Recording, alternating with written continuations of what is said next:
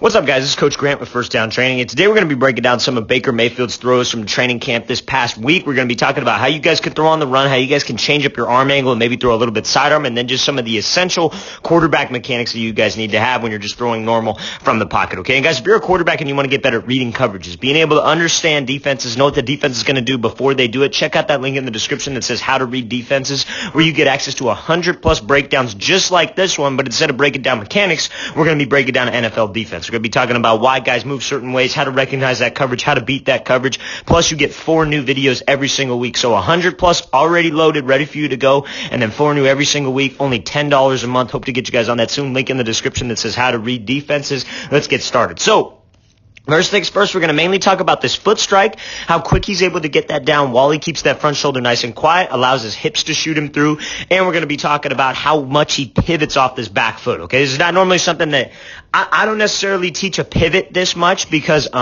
personally, I just feel like sometimes when guys try to pivot, their back leg swings behind them, but Baker Mayfield does a really good job of being able to pivot and drive his hips through, right? Because there are many different ways to throw a ball, but there are a lot of key points that all the elite quarterbacks have, and that's where you see some of these key points pop up in Mayfield's throw, right? So you see how he's here, and when he gets that front foot in the grass, right, that front foot's firmly in the grass, he's got that front shoulder somewhat closed, and that ball isn't at that 90-degree angle, right? Because we want to be able to let my front hip shoot through, and I want to let my hips be able to rotate around to get that ball up to that 90 and obviously to get that ball up to that throw, right? So you get that front foot in the grass as you have that front shoulder closed, okay? That's the main thing. That's the main recipe for torque. What a lot of people like to do is they'll go here, and rather than closing that shoulder just slightly, right, I don't need you to over-rotate. I don't need you to shoot that front shoulder around, but keep that front shoulder loaded, right? And what I mean by loaded is like, the way I teach my guys is like maybe like you're looking down a barrel of a gun. You want to look down that barrel and hold it right at your target, right? Let's look down that gun barrel and let's get that front foot in the ground so my hips can shoot me through, right? To get that right sequence. So you see how he's here and you see how much he's rotating through with his hips. Now his hip,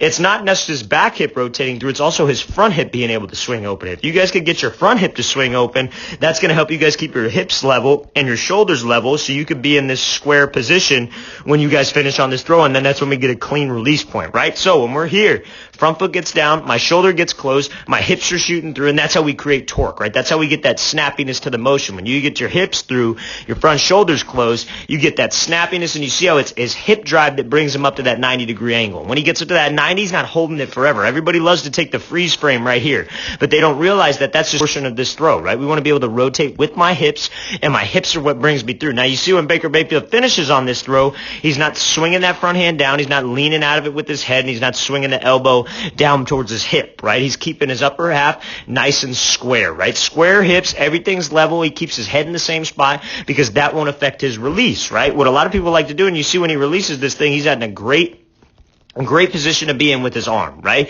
Now, what a lot of people like to do is when they don't rotate enough with their hips, the ball has to get through. Guys got to realize that the football has to get through on this throw, right? So it's either going to be your hips, and if your hips don't come through, it's going to be your shoulders and your head, right? So what a lot of people do is they keep their hips towards, like, let's say we were throwing just straight ahead. They keep their hips towards the sideline too long, but the ball's going to have to come through, right? We naturally are going to rotate. We're rotational athletes, so what they resort to is swinging their elbow down, swinging their head down. And what happens is, right, so we look at this position here, your body's split down a midline, right? So if your front side's going to lean out of there and you're going to dip that head out of there, what do you think your opposite side's going to do? It's going to get pushed outside of your frame, right? Because you get that disconnect with your front side. So we don't want that disconnect with my front side. I want to try to keep my front shoulder nice and quiet.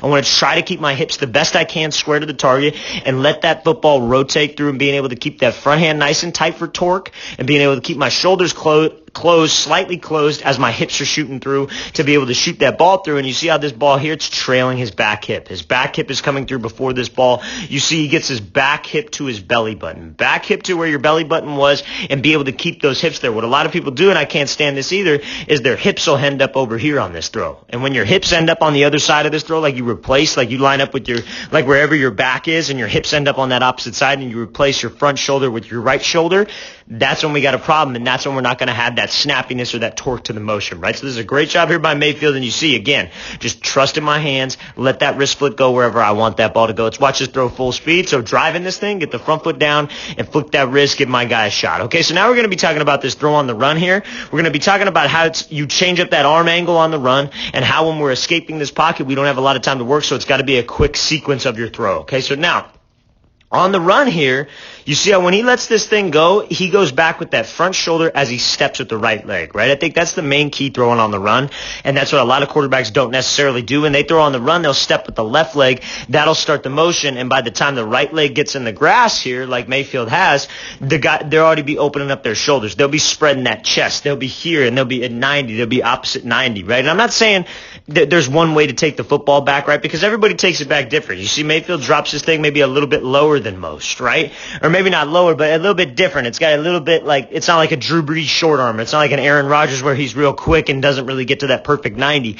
Everybody throws it different, but nobody lifts, right? Nobody lifts the ball. We got some kind of a close with that shoulder and some kind of a backstroke. That's what we need to be. That's the key point that we need to be. It doesn't have to look like everybody else's, but we got to have some kind of a close, right? Because when you step with that right leg in the direction of the throw, right? You see how Baker Mayfield doesn't step towards the sideline. That's the way he's running. He steps in the direction that he wants to make this throw because that will allow your hips to get there. And if you can keep your hips square to the target and close your shoulders, you're going to be able to get some more pop on that thing, okay? Let me explain. You're on the run, right? So you got some momentum. It's like you roll a rock down a hill. You got some momentum going, right? Now we got to be able to control that momentum. How I control that momentum is just by closing that shoulder. And if you can close that shoulder as you have momentum and you step in the right leg, and then on the throw, you try to keep your hips straight at that target like Mayfield does, and you see how he's able to, I know it's kind of cuts off here, but he's able to stay square on this throw.